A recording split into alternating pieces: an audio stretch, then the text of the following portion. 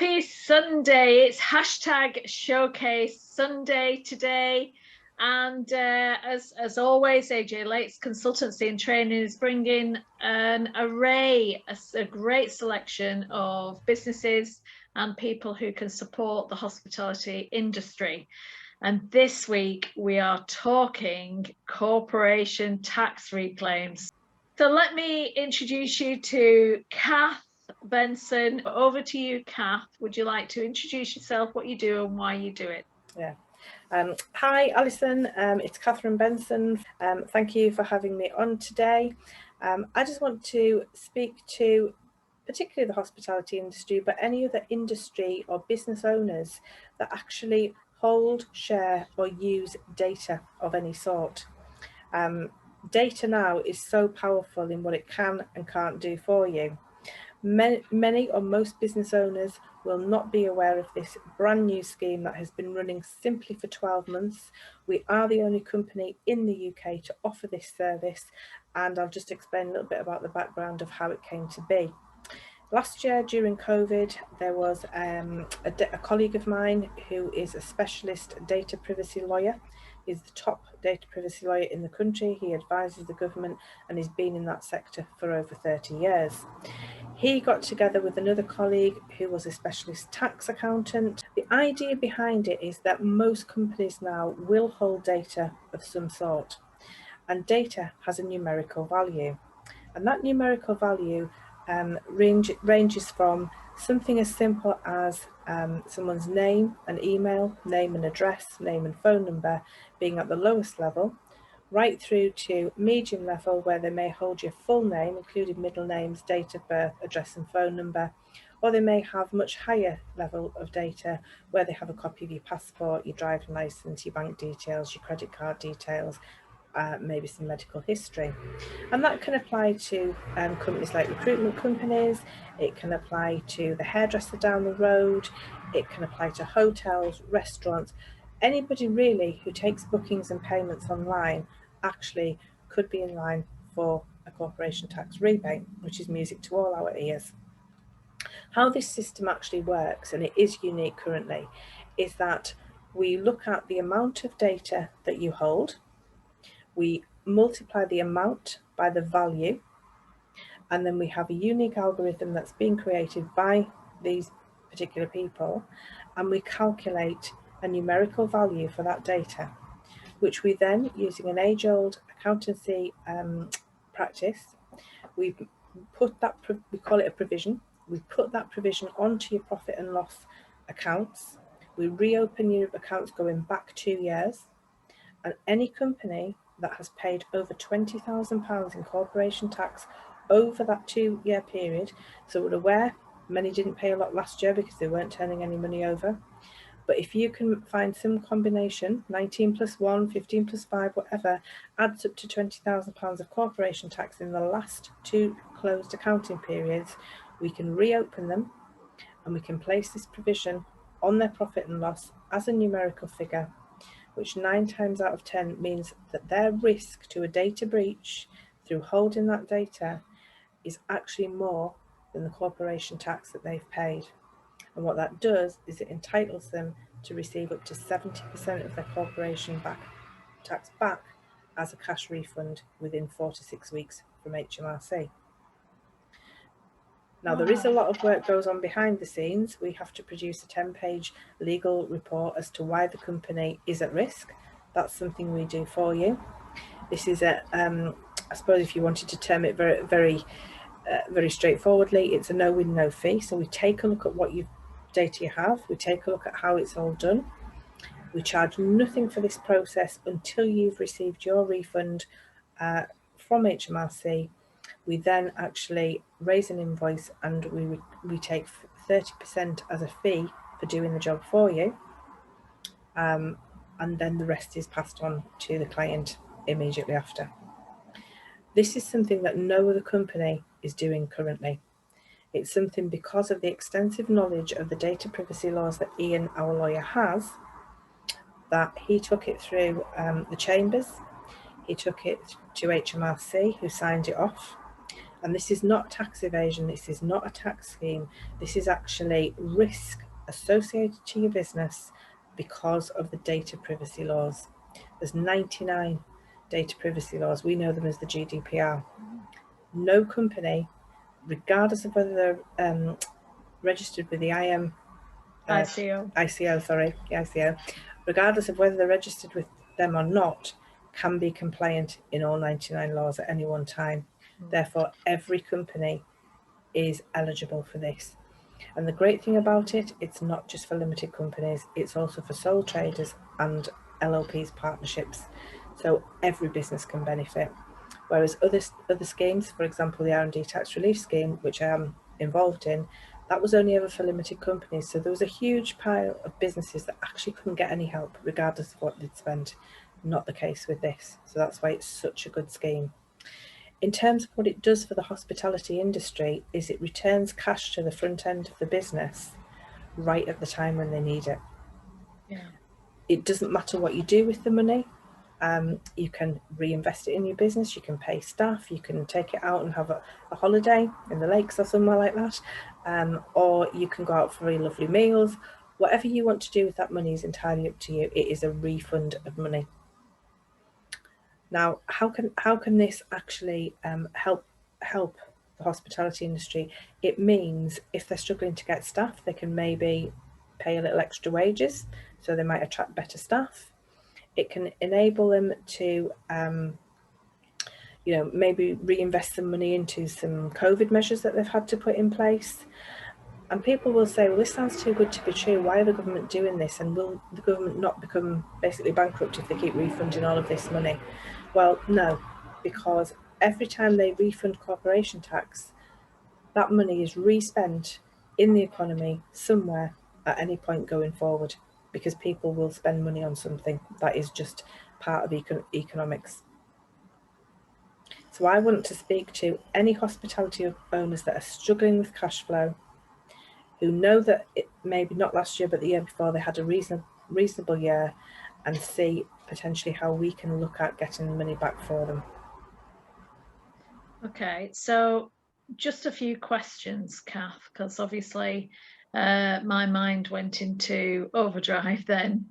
That you mentioned that you put through an accrual of what it would, I guess, cost the business. So would that be the 4% of the global turnover if they were in breach of data protection, GDPR? It just depends what breach that they've committed or at risk of committing. People can be fined between £1,000, £5,000 and £8,000 per piece of data for those kinds of breaches. So if you lost somebody's details, if you're storing details on a piece of paper, if your iPad isn't in a locked office, so any of those classic GDPR things, and it is just purely, it's a numerical valuation. There is an accepted calculation about what a type of piece of data is worth. That's just an industry acceptance that's being signed off by HMRC. So if somebody was fined heavily enough, it could actually just take their business into bankruptcy.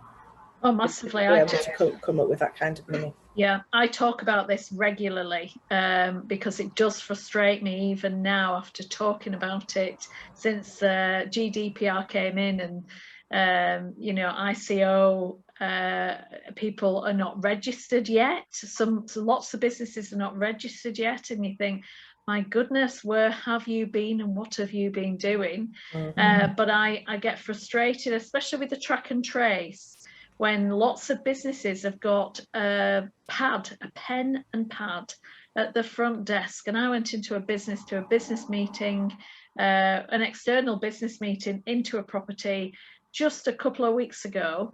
And as I walked in the foyer, nobody about, and there was a pad just on the desk with everybody's names, telephone numbers, email address. So that was the GDPR breach there and then. And it wasn't just of that hour that I was there. It was the last few weeks in there, and I just looked at it thinking, my goodness, you know, and of course the owners of the property wasn't on the premises at that point, otherwise I'd have obviously had the conversation. But a member of staff wouldn't have known whether I'd taken it or whether somebody had taken a photograph, and it really did bother me. So much so, I checked in, I did the track and trace on an alternative app rather than write my name and details on there, because I just thought, no, this is not okay. And also, if people are registered with the ICO, that doesn't prevent them from this at all. It's just that it means they've done one of the steps, but there are many more that they need to do. We actually have to produce a 10-page report to go in with each one of these. And you do it all? We do everything.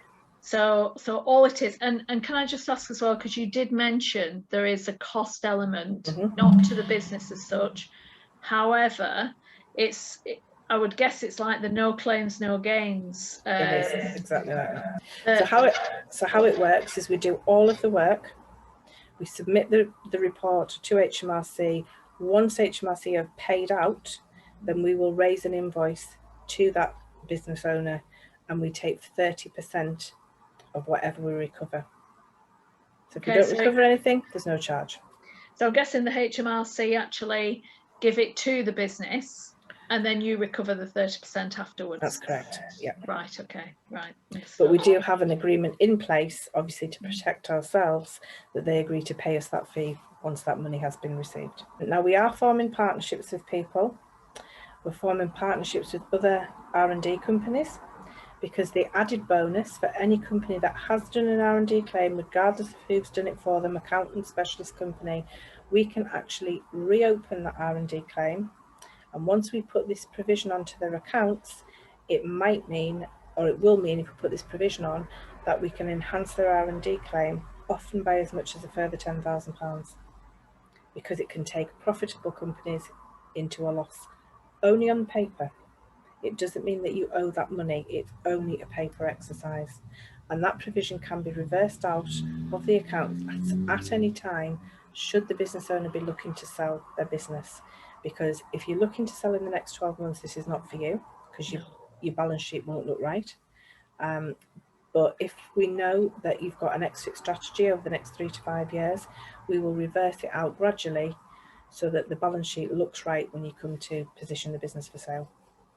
Okay, Kath, I know what R&D means, but a lot of people out there haven't got a clue what R&D means. So for any UK limited companies who are creating new and innovative products, systems, services or devices, so in other words, they're doing something new and different, it's at the cutting edge of technology, or it's actually improving an existing product to retain their place in the market or fill a gap in the market.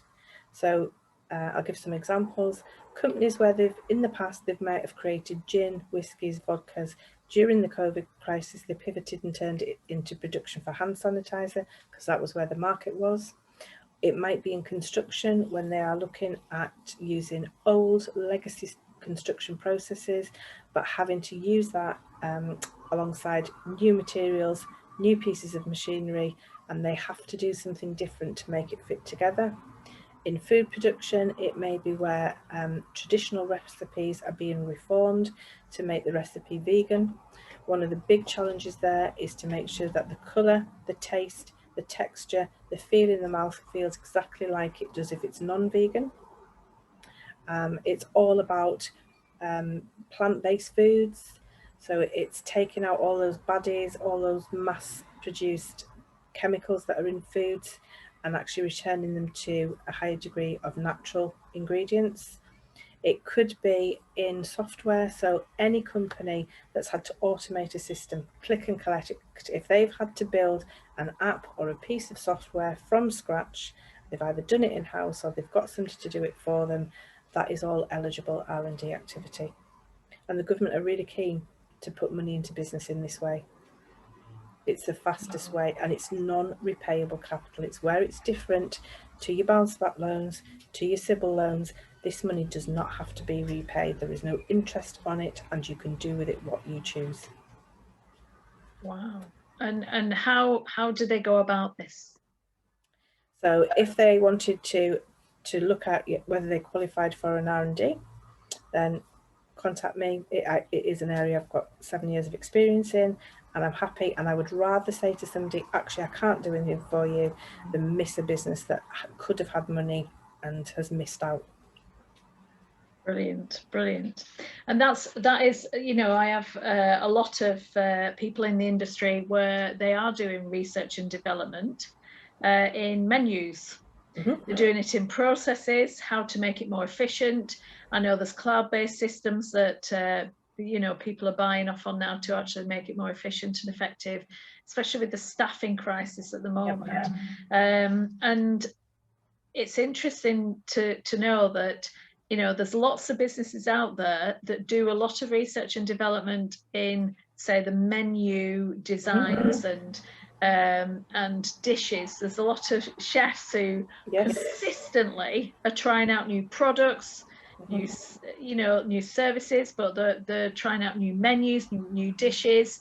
And I guess that's involved as well, isn't it? I recently did an R&D claim for a celebrity chef called Nigel Smith. He's probably well known in the hospitality industry. He makes for Marks and Spencer's the pepper, is it Percy Pig, Pepper Pig? I get them mixed up. He makes all those ranges, and he is constantly, he's the only person I know that's found a way to freeze a trifle so that it comes out looking like it went in. Because most trifle goes to water when you freeze it. He's found a way to do that. Wow, and he's been paid to do it. That's fantastic. So the chefs are a big market for R&D. Yeah, and it's a great cash injection at the moment, because there's a lot of businesses really looking at the bounce back loans. They're looking at the business rates reliefs. They're looking at lots of areas where the funding's starting to decrease rapidly or come to an end. And now they're looking at other ways to boost that cash flow, and this could be one of the possibilities. Absolutely. By the way. Absolutely. So alongside your COVID vaccination, if that's something that you've chosen to go down the route of, this is your cash vaccination or your cash injection into your business. Okay. So what would be your 5 top tips for anybody in the industry right now, anybody in business who you know, top tips to be able to help and support them? Okay, so to help and support hospitality in particular, and that covers from your hotels to your takeaway, your pub, your restaurants, Airbnb, any of those kinds of things. Find out what levels of data you have and what you hold. Think about what you've done in your business over the last 2 years. What have you done differently? What have you changed? What's caused you the biggest problems? And potentially we could look at doing both elements and getting quite a sizable chunk of money back.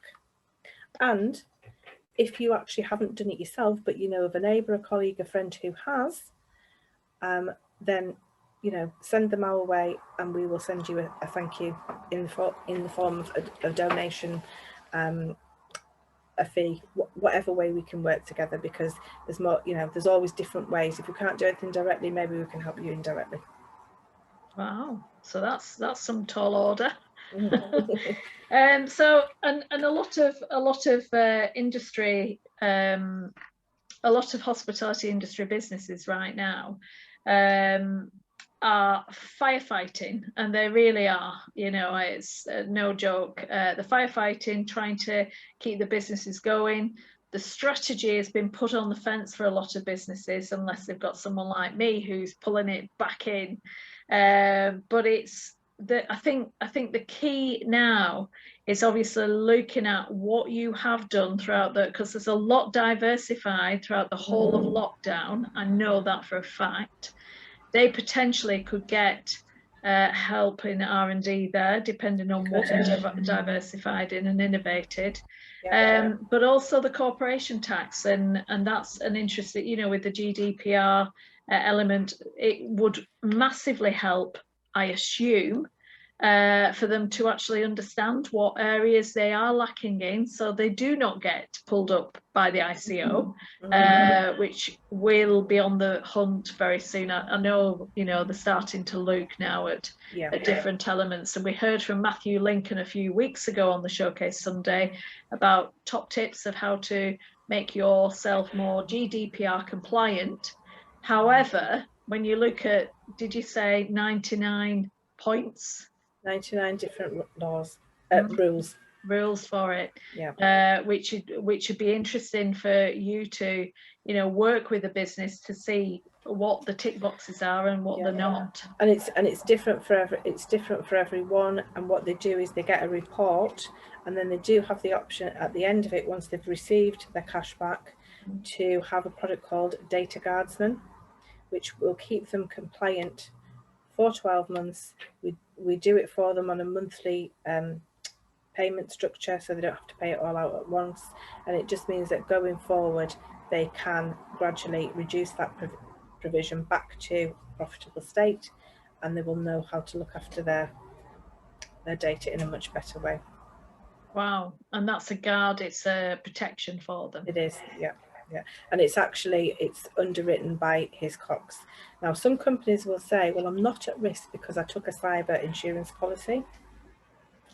But unfortunately, Hiscox underwrite the cyber insurance policies. We work with them now because there will be some small print which will say, if there was something that you should have known about and you didn't access it or you didn't action it, they won't pay out. So people are actually paying a policy that's never going to pay out. Now there actually is another sort of element to that, of unless they told you that, that's also an element of mis-selling. So watch this space, because that might come next. Yeah. Wow. So this is like, for the business owners, this is like PPI. This is how big it's going to come. And most businesses can benefit from it. It's like I say to everybody, it's free at the point of delivery. Let us check for you. If we can help you get money back, we will. And if we can't, we'll shake your hand and walk away.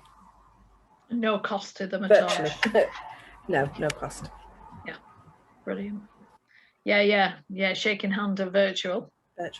You have to be really careful on that. And what do they need to provide to you? So they need to provide, in both GDPR and at the R&D arena, they need to provide 2 years accounts that have been done, closed, signed off. If they're a limited company, they need to provide a copy of their CT 600, their tax calculation, 2 years profit and loss. If they're a sole trader or a partnership, they need to provide their tax assessment that goes into HMRC that's done by your accountant, 2 years profit and loss, and a tax computation. So the only difference is that if you're a limited company, it's a different kind of corporation tax form, basically. Okay, so they need to provide all that. And what about data? Do they need to give you access to data or not? No. Great. And nobody checks. Okay, because that was what was slightly worrying me, that it would be quite, you know, frightening. So to get the points that we were on about earlier, the 99 points, you would just ask some questions, would you? Or we go through a questionnaire which takes an hour. Yeah. And we delve into exactly what they do with their data. Okay. And that forms the basis of the report. Right, so they have to, whoever's dealing with them have to know exactly what that. Yeah. Okay. So for example, you might say, I've got a Microsoft Excel spreadsheet and it's got 1,000 business owners' names on, 1,000 customers, and on that sheet I've got their name, their full name, including middle names, date of birth, I've got their address, I've got the phone number, I've got the signature. That if it got into the wrong hands, and so people are not saying that you're doing anything wrong with it, it's if you got hacked or it got into the wrong hands, they could commit identity fraud with that. Yeah. In the same way that they could use your bank or your credit card details, your passport, your driving license. Yeah, anything, you know, GDPR, anything that actually highlights that person, that's it. And that could be name, that could be a telephone number, an email address, the whole lot. Yeah, and the more you've got, the higher the value of the risk. Okay, so any more tips that you'd like to share?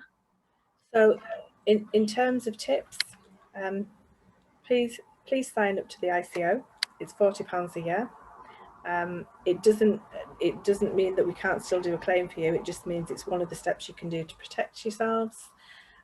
Please don't leave data lying around at the front entrances of your properties or your bars. And please make sure, for good practice, that you do use the track and trace system properly, because if you don't, and you have someone who contracts COVID in your premises, and they haven't been tracked and traced, and they happen to be self-employed business owner, they cannot claim 1 penny during the time they have to isolate. Wow. That makes for very unhappy customers going forward. Yeah, track and trace, but I know a lot of people are getting edgy. I've heard a lot of hospitality business owners or managers who have mentioned that people are getting edgy about the NHS app. So I've advised, then use your own app and sterilize an iPad and actually get them to fill it in. But it's every single person within every single customer who comes into your business 16 years or over needs to fill that in, and lots of people are still forgetting that. They'll say one person in the party, and that's not okay. And when you've got your own app as well, and I've said this so many times before, you've got a marketing opportunity. Absolutely. And especially if it's GDPR compliant, it's so important. And I know a lot of businesses, when PCI compliances came in, they boxed that off, because obviously with the credit cards but the GDPR they seem to be struggling with for some reason, and I think it's more complicated to the untrained eye.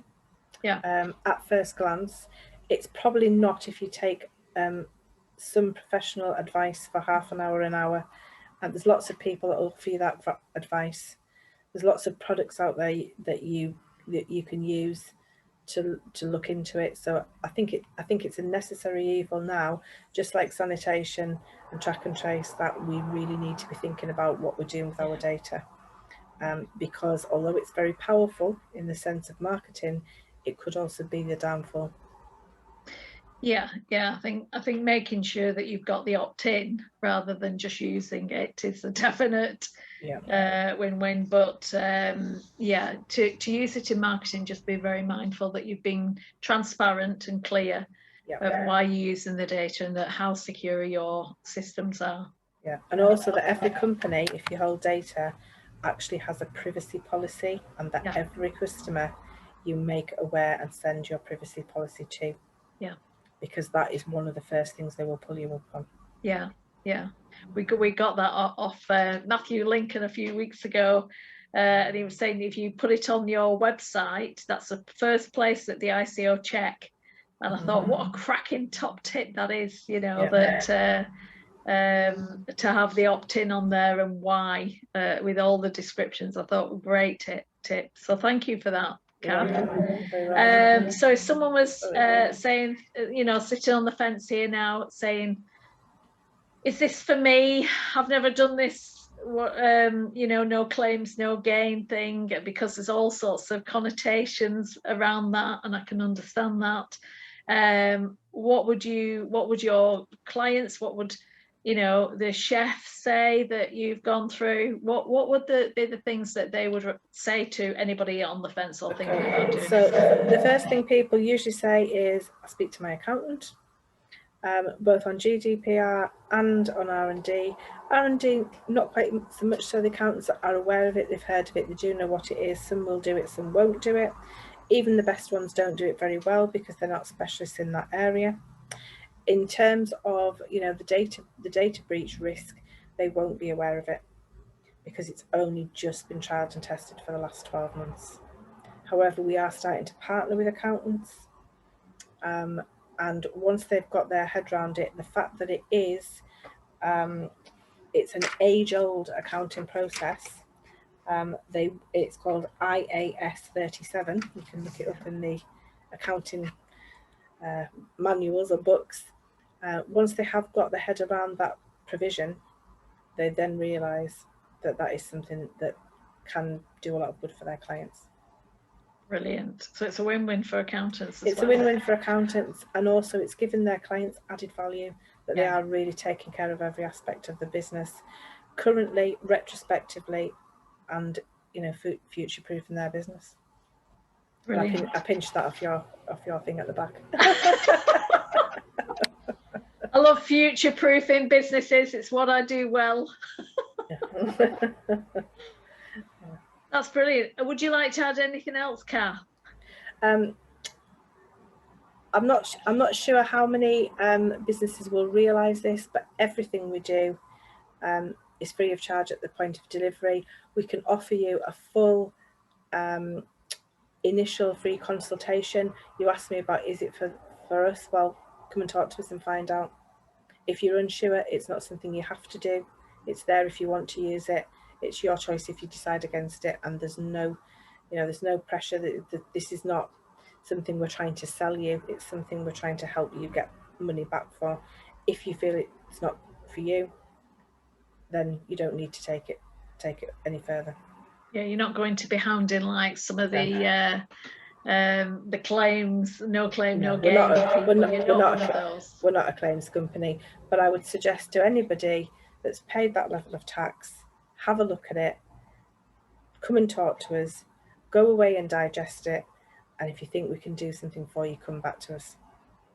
So they've paid £20,000 in the over 2 tax periods. Yeah, over the last two, over 2. So the last 2 years, two accounting years. Okay. Then we can get them cash to the front end of their business in 6 weeks. Okay, and I'm just feeling lots of questions coming at me from the hospitality industry, probably asking, could they do 2018, 19 and 19, 20? It'll very much depend on where their year end sits. That's what I wanted to check. Yeah. So if they've got anything from say August onwards, August to December, we can still go back into that 18-19 period, 19-20, because this year's accounts won't be ready yet. 2 things I would mention is that if you have any outstanding liability to HMRC, they will take that before they will refund you money. They'll take their money first, but there would still be a fee to us to pay because we'd actually recovered that money. But it's a great way of getting rid of an outstanding tax bill if that's something that's becoming a problem. They can, in their current year or going forward, carry those losses forward, which means they don't have a tax bill to pay. So the first 2 years or going back the 2 years is a refund. The current and future years is a reduction, ideally down to 0, so no tax to pay, which again could be a massive help until industries recover. Yeah. But obviously, if they're looking to sell, then don't do it. Then don't even think about doing it. Not the right thing because it wouldn't. Yeah, it wouldn't give you a benefit to sell your business. No, not at all. And that's one of the questions that we ask. Are you thinking about selling your business in the next 2 years? And if you are, we say, okay, leave this alone. Yeah. Thank you very much, Kath. It's been very welcome, Alison. I hope you have a happy Sunday. Happy Sunday, everybody. Lots to think about there, and we will put the link in straight after the interview for you so that you can either reclaim some research and development or you can reclaim some corporation tax. So happy Sunday. All the very best. Thank you. Thank you.